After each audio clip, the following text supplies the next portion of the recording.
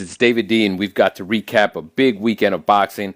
There were multiple cards this weekend. We're going to recap the card in Frisco, Texas right now, and let me get this out of the way first. If you're listening to this, Bam Rodriguez deserves your attention. And with that, let's talk about the main event.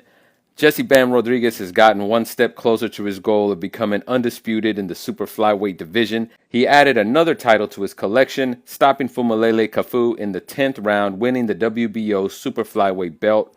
With the win, Bam Rodriguez is now a unified champion once again. He was unified at 112 pounds. Now he's unified at 115 pounds, but he has made it clear that he wants to win all 4 belts in this division before he moves on. Now look, we said this on the channel when the fight was announced. This was supposed to be a real test for Bam. Fumalele Cafu has gone into enemy territory before and come out victorious. He's a tall, lanky fighter with a good jab and a good backhand, all attributes Bam has had issues with in the past. In addition to that, there was some concern that Bam was looking past Cafu because while training for this fight, he had already agreed to have another fight later this year. So this almost felt like a trap. But Bam assured the media all throughout fight week that he was aware of Cafu's talent and knew he was going to try to pull off another upset. In his own words, Bam said, he's going to try to do the same thing to me. So when they finally met in the ring, Bam was all business. And as talented as Cafu was, he never posed a serious threat to Bam. Cafu fought behind a high guard and mostly resorted to counterpunching and waiting for Rodriguez to make mistakes. But those mistakes would be few and far between. From start to finish, Bam was in complete control, punching around Cafu's high guard, tapping him to the body with left and right hooks, and sneaking in uppercuts to the head. Bam consistently cut off the ring and forced Cafu to fight off the back foot. He would repeatedly trap Cafu against the ropes and trap him in the corners where he would let off combinations. The fight repeated the same pattern until the 10th round when Bam stunned Cafu with a right hook, sending him staggering across the ring. The two tangled up and fell as Cafu tackled Bam to avoid going down, and seeing their man in such bad shape, Cafu's corner would throw in the towel, saving him from further punishment. Bam is now the unified WBC and WBO super flyweight champion, and this win officially sets up another unification fight with Argentinian boxer and WBA champion Fernando Puma Martinez. Now the reason I said people need to start paying attention to Bam Rodriguez is that he's not just a highly skilled fighter, but he's also willing to make the biggest fights possible.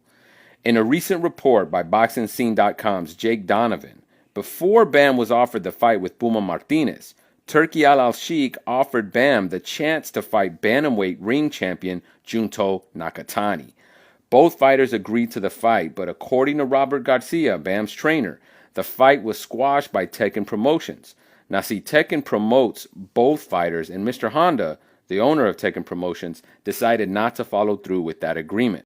Now, as we all know, Junto Nakatani is no joke. He's a lot bigger than Bam, he has KO power, and he knows how to box. And the fact that Bam did not hesitate to accept a fight with Nakatani says a lot about the kind of fighter that he is. In fact, Bam sounds like the type of fighter more American boxing fans need to start getting behind. He's a pound-for-pound talent that is young, hungry, and willing to take on all challenges. And considering how many of the top American boxers we have that are constantly haggling over negotiations, pulling out of fights, or simply ignoring the big fights around them, a fighter with that kind of attitude is a breath of fresh air. In the co-main event, top-ranked 168-pound contender Diego Pacheco defeated Trevor McCumbee by unanimous decision. It was a pretty boring performance by both Pacheco and McCumbee. And while Pacheco clearly won the fight, it was still a disappointing fight from Pacheco, who you would think is trying to make a statement as he chases a fight with the division's top dog, Canelo Alvarez. And yes, there's an old saying in boxing, win this fight, look good in the next one. Clearly that's what Pacheco did. He admitted as much in the post-fight interview. But what will the next one be? This win didn't do much to improve Pacheco's standing in the division or improve his profile with boxing fans. In fact, it might have hurt him. Diego Pacheco has already turned down a Christian and Billy fight twice. So what other opponent could Pacheco face in order to get him closer to the fight he wants? Well, Eddie Hearn has an idea. He mentioned during the pay-per-view broadcast that he'd like to see Pacheco face the newest member of the super middleweight division, Hamza Shiraz. Shiraz already has a ticket to a potential Canelo Alvarez fight next. That is, if Canelo gets past Crawford in September. But is Shiraz willing to potentially sit out for 10 months until next May for that fight? In the meantime, Pacheco versus Shiraz sounds like a hell of a fight on paper. Two tall, undefeated 168-pounders in their mid-20s fighting for the chance to separate themselves from the rest of the division. That's a great backdrop for that matchup. Let's see if Eddie Hearn can set it up.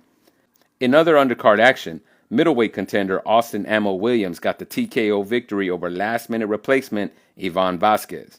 Now, this fight stood out to me because Vazquez was far more competitive than most last-minute replacements are. His talent and boxing IQ were also much higher than his unproven resume suggested.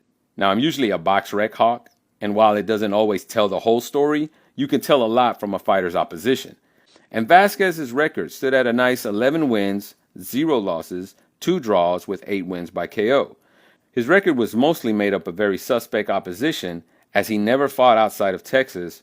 Vazquez had been training for a 6-round fight when he got the call to step in with Ammo Williams. I expected Ammo to take care of business. What I did not expect was to see Vazquez boxing Williams up and countering his left hand so beautifully. Vazquez was very composed and showed good technique in there. Vazquez continued having success at mid-range throughout the fight, but as it went on, Ammo began closing the distance where he could get inside and throw his own combos.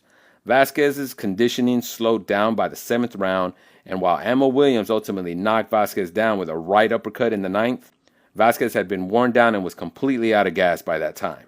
Ammo Williams may have gotten the stoppage, but Vazquez also may have come out a winner himself, as his performance could have set up more matchups in the future. So what did you guys think of Bam's performance? Did Pacheco's cautious win hurt him, or will it be business as usual?